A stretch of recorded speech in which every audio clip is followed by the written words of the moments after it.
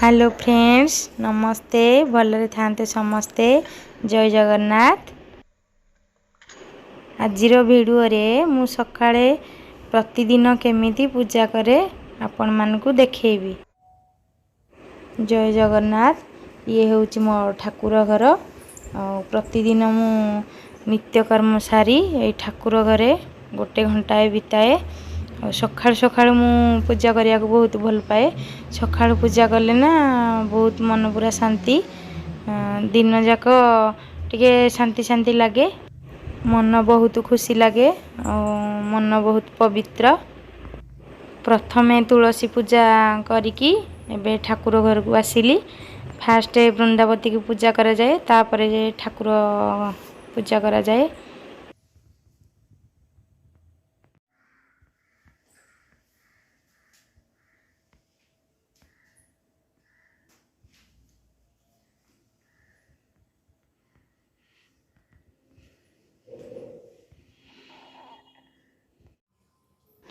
Eighty मो छोट ठाकुर घर। ठाकुर घरे मु को ठाकुर को रखी। प्रथमे माँ लक्ष्मी, जगन्नाथ, बलभद्र, सुभद्रा, लक्ष्मी नारायण, माँ तारिणी, माँ मंगला, शिव पार्वती, गणेश, कार्तिक तांको परिवार,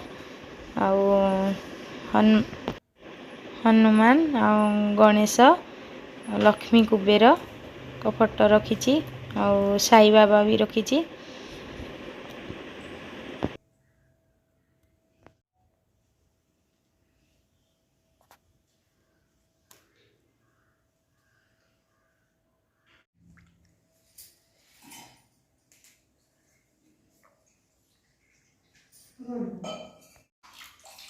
प्रथमे ठाकुर को स्नान करवा, से गोलाप जल, अगुरु, हलदी आ गंगा जल स्नान करवा।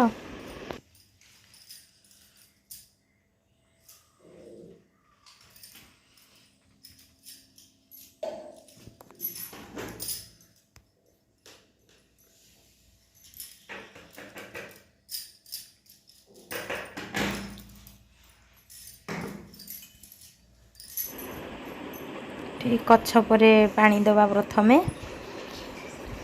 तापरे शंखरे, तापरे दक्षिणावर्ती शंखरे पानी दबा।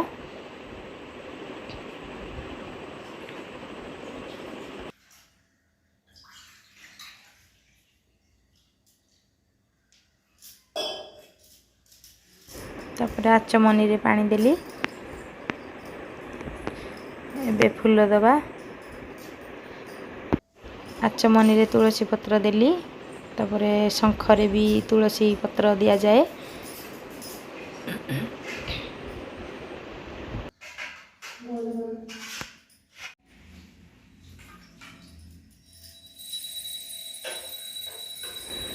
ठाकुर को एबे स्नान कली। प्रथमे जगन्नाथ को स्नान करवा,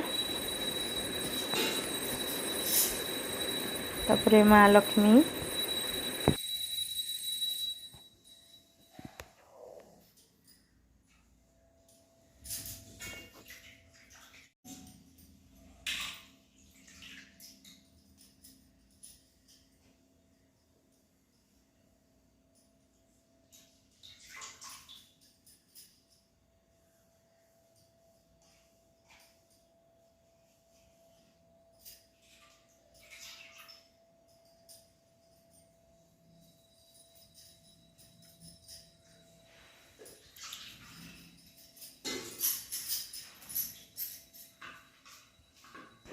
एठी मु ठाकुर आस्थान बहुत छोट। मुझे गणेश आ हनुमान जी की रखी दक्षिणावर्ती, दक्षिणामुखी करके। गणेश को आ हनुमान को भी दक्षिणामुखी करके रखती। एठी मु साई बाबा को अलग रखी, कारण ठाकुर मझिरे साई बाबा रहती ना, से मु गोटे वीडियो देखी थी, से मु अलग रखी। एठी प्रथमे जगन्नाथ को जटा चढ़ेबा, तापरे सबु ठाकुर को फूल चढ़ेबा। हनुमान जी की एठी देइतिली जटा। प्रतिदिन जगन्नाथ आउ हनुमान जी को जटा चढ़ा जाए, तुलसी जटा। एठी कलश रे फूल थोईदेली। कलश होचंदी गणेश ना, ती लगी गणेश को आग फूल दिया जाए, तापरे सबु ठाकुर को फूल दे।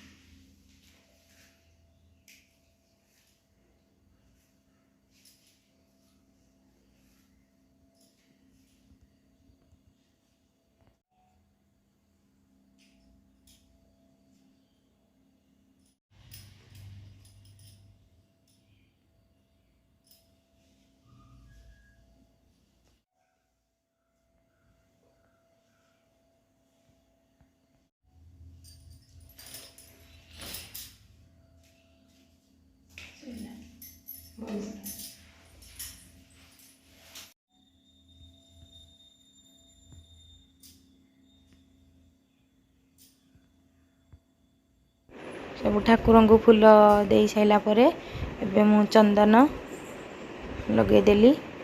प्रथमे सबु बेले फूल कण चंदन कण सिंदूर कण प्रथमे जगन्नाथ को चढ़ेबा।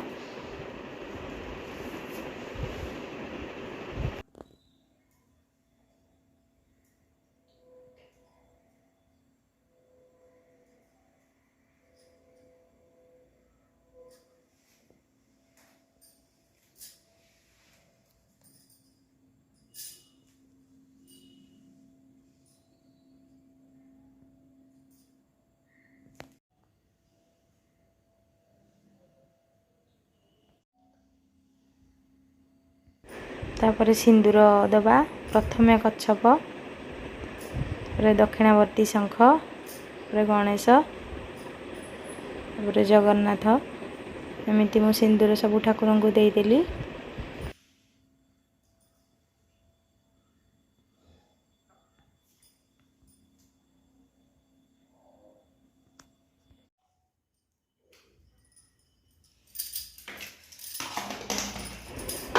एठी मु दीप सजाड़ी, दीप धूप सजाड़ी।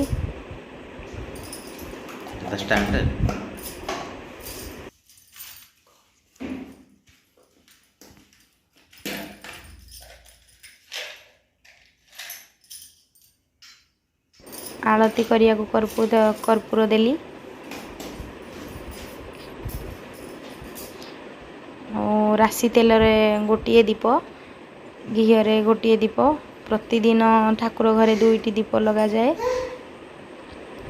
राशि तेल रे जो दीप हनुमान को ठारे लगा जाए। मंगलवार शनिवार भी लगा जाए, हेले मु प्रतिदिन राशि तेल रे दीप लगाउछि।